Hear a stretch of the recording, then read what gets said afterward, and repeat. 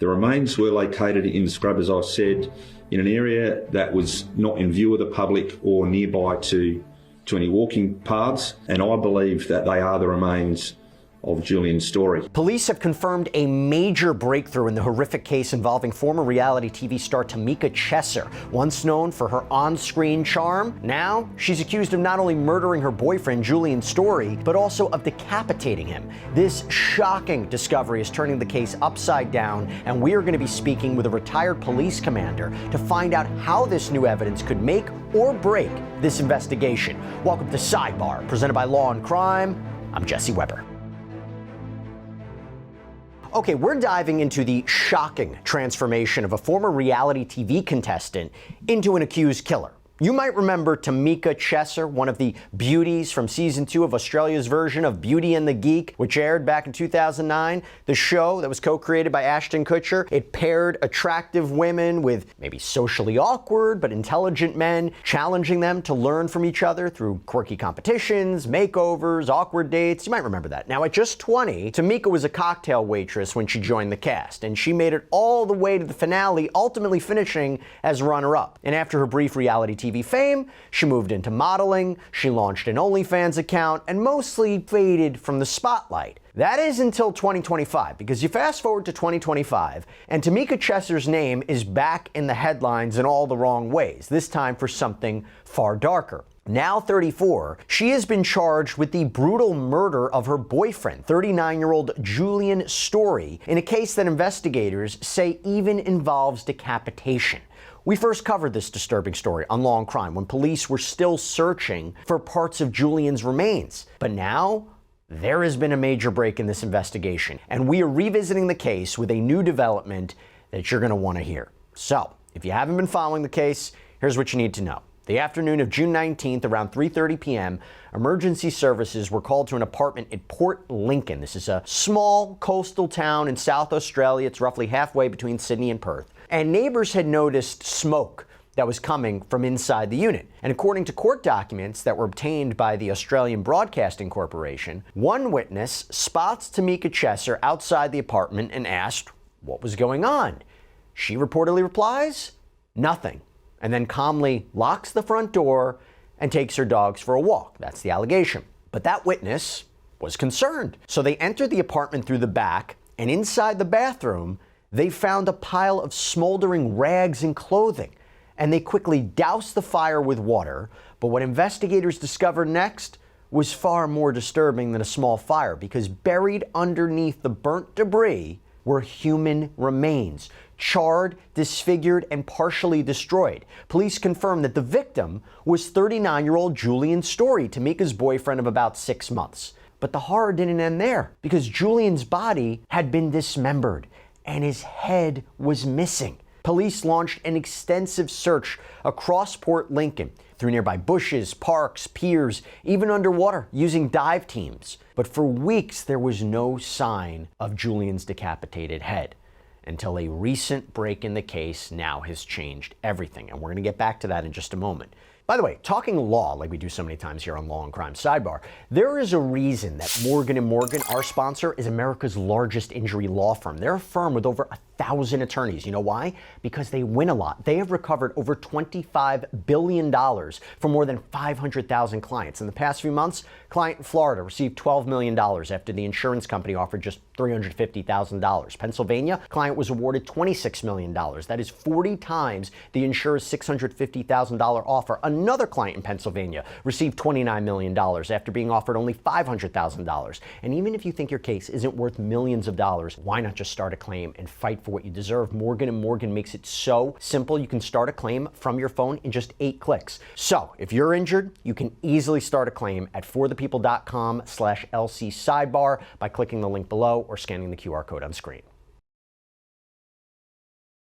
Police believe Julian was likely killed at around midnight on June 17th, nearly 2 full days before the fire was reported. And when police arrived at the scene, they found Tamika reportedly sitting silent in a garden chair, completely unresponsive. Officers described her as being in a catatonic state. That's exactly how police described her, catatonic, according to documents that were reviewed by the Australian Broadcasting Corporation. Catatonia is a severe neuropsychiatric condition that disrupts a person's movement, awareness, their ability to respond to their surroundings.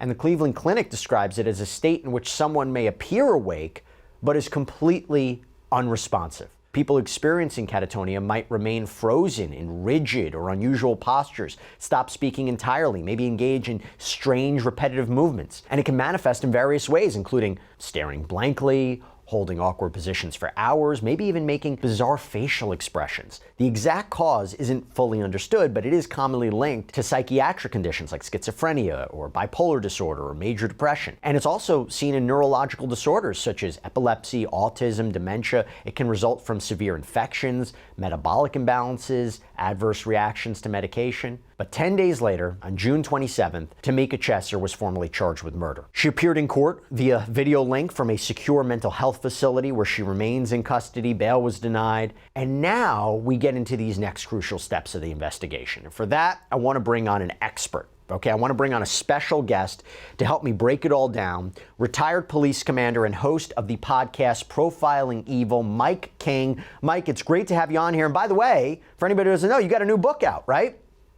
Hey, I do. Thanks, Jesse. And it's always great to be with you. Yes, the book, Wolves in Sheep's Clothing. And it was actually written for the true crime enthusiast to help understand a lot of these concepts that you and I often talk about. And I wonder, given the allegations in this case, if this might be a prime example of that. But let's talk about it, okay? What investigative techniques would be prioritized in a case involving dismemberment and the search, unfortunately, for missing body parts?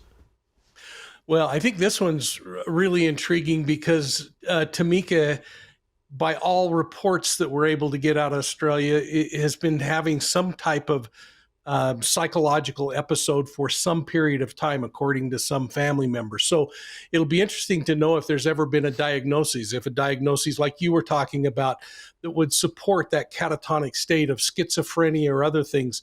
But when you think about the process of decapitation, usually when you see that in a predator, if it's a repetitive serial predator, that's often part of the fantasy that they have and part of this thrill that they get, which is just so disturbing to think about. But then when you look at somebody who suddenly commits a crime, perhaps like this homicide is kind of looking like, sometimes you'll see these efforts of decapitation, dissection of the body as efforts to conceal evidence and to destroy evidence. And it's really starting to become more interesting as we learn more about where the head was recovered. As you well know, I've spent a lot of time in Australia. I've looked at a number of homicide cases there. I know that area. I've not been in Port Lincoln personally, but I've been everywhere on that at least eastern coast of that Spencer Bay area where that's situated. In fact, Adelaide is the closest big city that people kind of know when they think about Australia, and it's across the bay from Port Lincoln. But you start thinking about, why was the head disposed of in the ocean? Was it in hopes of taking advantage of the tidal influence? And there's I did some research this morning, about a 4-foot tide in that area. So it's not dramatic like you'd see in other parts of Australia where that tide can be much more, but the strength of the tide is what becomes interesting. And right near where that head was recovered, there's also a pier, a really long pier. And so it's a perfect place for someone to walk out and displace the head, throw it into the water, and hope that it might be sucked out with an outgoing tide and displaced, and then animals doing the predation thing that they do in the ocean. It's pretty disgusting to be thinking about what we're talking about. When you deal, though, with fire and you're dealing with alleged attempts to destroy evidence, what kind of forensic evidence are most critical in these cases? How difficult, how much of this is a challenge for you to get to the bottom of what happened? Yeah, I think it's going to boil down to what the firefighters discovered and the arson investigators discover on the origination of the flames that the neighbor reported and that led to being put out. And again, if there's effort to destroy the body through chemical means, some of that could be inducive of creating a flame. So the question becomes, did Chesser, if she's in fact responsible for all of this, ignite those rags on fire and then leave so that she had an alibi that I was away from the residence? Or was it a natural combustive effort from chemicals that were being used to dissolve the body and do other kinds of things that might help remove evidence?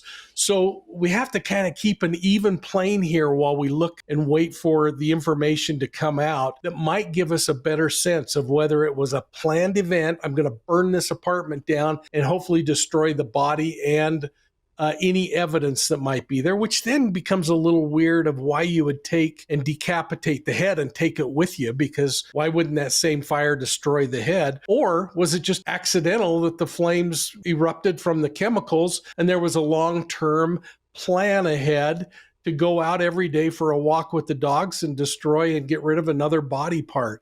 And all of that is just so gruesome to understand. And all of us are sitting back thinking, how can any human being make those kinds of decisions? But sadly, we've seen it in criminal cases before. How often do you encounter cases where you're dealing maybe with grotesque subject matter like this and allegations, and the suspect is in this catatonic state? You know, you talk about the allegations and what could be the mindset of somebody would do something like this, but have you encountered somebody who is in that state, who's not able or not willing to provide some sort of information? Maybe the answer is, yeah, not able to if they're in this catatonic state. How common is that? What's your experience with that? Yeah, I've had a few experiences in my career where I was a responding officer and had that opportunity to see somebody in that position. I think of one as a young patrol officer, Jesse. I got called to a vehicle in a guy's driveway, and the neighbors were complaining of the smell. When we finally got the door or the trunk open, the man had been in there decomposing for a couple of weeks, which is a horrendous sight, a horrendous smell that you never forget as an officer.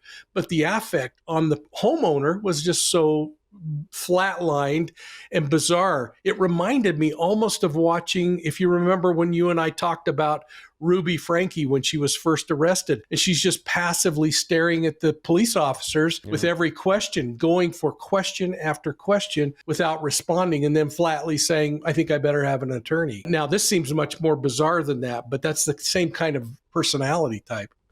And since this gruesome discovery, police have been working to piece together Tamika's movements in the days leading up to the killing, because she doesn't drive, and investigators believe she may have traveled on foot to dispose of the evidence. And they released CCTV footage showing her walking her dogs during that critical window, hoping someone in the community might recognize her or recall seeing anything unusual. On July 23rd, officers that were searching a nearby area discovered several discarded items: an Elvis Presley t-shirt, a drink bottle, a wristband, all partially hidden in this underbrush. And according to Superintendent Darian Fielkel, these items have been submitted for forensic testing, including DNA analysis. And the Elvis shirt, that detail especially, could prove important because both Tamika and Julian were apparently known Elvis fans. Again, adding possible significance to this find. But despite weeks of searching and even some promising discoveries, the trail seemed to go cold. July 24th, more than a month after Julian's remains were first found, police officially called off their search, and the superintendent told reporters that investigators had, quote, exhausted all areas of interest and had no further leads on the missing head or other potential evidence, and it was a grim turning point in an already disturbing case. But then just 1 week later, July 30th, that's when everything changed. And we're going to get there. We'll talk about it. Mike was talking about it as well. But Mike, back to you. How critical is tracking a suspect's movements, such as being on foot in this case, to build a timeline to gather further evidence? Well, I absolutely important, as we are starting to see from the digital trail that probably we'll learn more about when law enforcement starts to prosecute, when this thing goes actually to trial, if it ever does. But I think then we're going to see cell phone information that will show that Chesser is leaving the home. We can see the fact that through some CCTV footage that's already been captured that she's walking those 3 dogs. At one point, she has a bag in her hand and her handbag. Now, again, if this is a concerted effort to piece by piece remove that body from the house and throw it out into the brush, it becomes kind of intriguing, because that Parmcala, I think it's Parmcala Trail, where the body, the head was recovered, is really right in line with where her residence is off of the old Flinders Highway Trail there. And I've been in again, that area, and I know that area pretty well, especially the Flinders Highway. And the thing that's intriguing there is it's only about a 5-minute drive, but it could be a 45-minute hike along that trail to the place where I think the head was recovered. And again, that takes her right past that pier, which I think is so significant if you're really trying to get rid of body parts out into the ocean, because that's going to get you a lot deeper into the water than trying to throw something from the shoreline. How reliable is forensic testing, like DNA analysis, on discarded items that maybe were found weeks after a crime?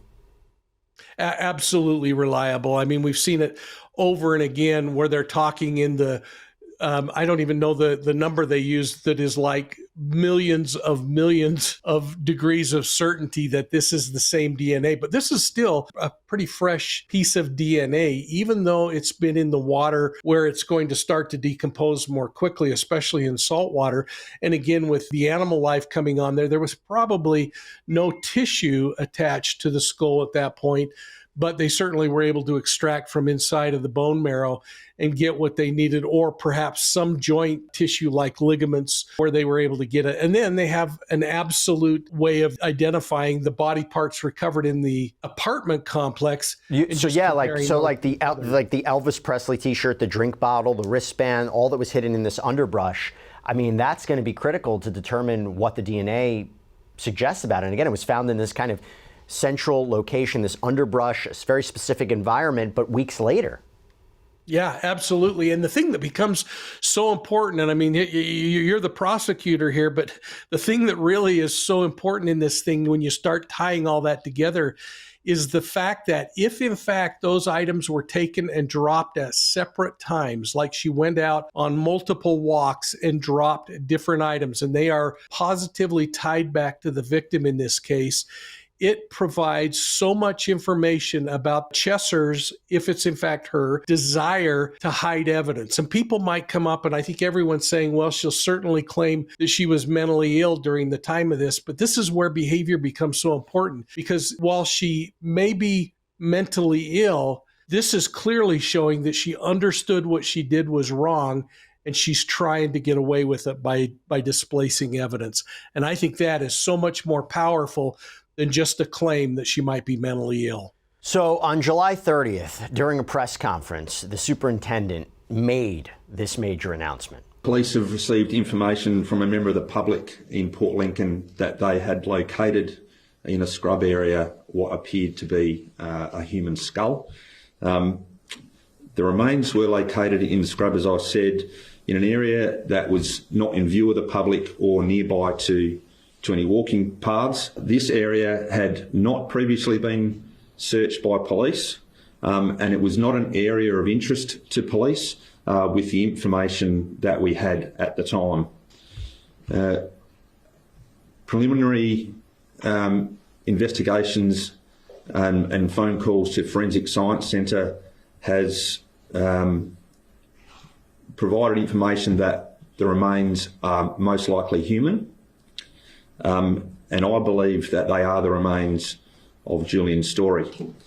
To confirm this, however, those remains are going to be subjected to further forensic and scientific testing over the coming days. Those remains currently remain in Port Lincoln, and we'll return those to Adelaide so that forensic testing can occur. Yeah, so those remains currently remain in Port Lincoln. They're going to return those to Adelaide so that forensic testing can occur. Now, during that same press conference, the superintendent shared maps with the media showing exactly where that skull had been found and where police would now be focusing their renewed efforts. I might just show on the map what is now our area of interest in concentration where the search. So around the corner is the township of Port Lincoln. However, you'll see sort of where those three lines are is where we say the remains have been located. The marina of Port Lincoln is sort of down off the map towards the bottom, but Hindmarsh Street here, Spitway Road there, you can see it's quite a large area of scrub and bushland that is going to take a little bit of time to work through. That area does need to be searched now methodically for any other evidence that might be there apart from what we believe to be Julian's remains. So just a broader map of where that is in terms of the location. So it's in that area. And as I said, that's not an area that had previously been searched by police and wasn't in our search area. Now, the man who discovered the skull, Tyson McCallum, spoke to 9 News about the moment he made the chilling find. And he was out walking his dog when the dog suddenly veered off the path. McCallum followed, and that's when he came across this highly unsettling sight. He told the outlet, "I just went in a bit closer and kind of made the connection pretty quickly as to what I thought it was. It was kind of just like, no way, like it's not what I think it is, like no, surely not, but it was just too coincidental." Mike, tells you how much the public's role in helping an investigation can be, right? The police at one point had said, there's not much more we have, there's not much more we can do, and this was an area they hadn't even searched. The public plays a crucial role in an ongoing investigation. Oh boy, I'll say, and they can cover ground that law enforcement can't. You take the best educated guess when you're trying to conduct searches.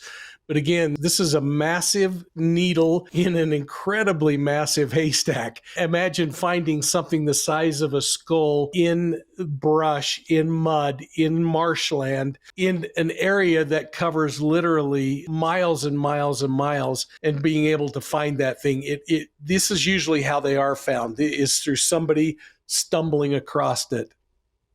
Could advances in technology, drones, ground penetrating radar, can that improve searches in difficult terrains? So using a drone or some of those technologies could certainly help if you're there quickly enough to be able to see if ground is disturbed or if there's some marking of somebody moving through the marsh, for instance, and parting the brush or footsteps in the mud. But again, think about this. Those tidal waters are going to be about every 12 hours, changing that landscape dramatically, displacing the evidence that's there dramatically, especially when you're dealing with a coastal region. And so that really intensifies the problem. Being able to find something like this from the air is really difficult, unless you're looking for something like a bright colored shirt or something that might really stand out as you run a drone over. And then you can do before and after imagery that will really quickly get you from A to Z on whether there's changes occurring. That change detection can lead you to look closer, but it's still going to require finding that needle in the haystack. One thing we can't forget, the human aspect of this, because for Julian's family, they continue to grapple with this situation, the unimaginable. And authorities say that they have been in regular contact, providing support throughout the investigation. In fact, here's what police had to say about the family's current state. They are still working through what is a horrific event for their family, but we've maintained contact with them the whole way along, with every step of the way in the investigation. They are very comfortable with the police response. They are more than comfortable with the assistance they've received from their friends in the Port Lincoln community and other family. They're hoping that this is Julian, obviously, so that they can move on, have the funeral with all of Julian's remains. They're clearly dealing with a lot, but they're happy with the information they've been given and how things are progressing. And as for Ms. Chesser, she is scheduled to return to court in December. Mike King, thank you so much for coming on. Really appreciate it. It's great to see you, Jesse. I'll be in Australia this weekend. I'll try to swing by and give you an update. That'd be great. If you get more information, we're going to continue to follow. We'd love to have you back on. Thank you. And that's all we have for you right now here on Sidebar. Everybody, thank you so much for joining us. And as always, please subscribe on YouTube, Apple Podcasts, Spotify, wherever you get your podcasts. I'm Jesse Weber. I'll speak to you next time.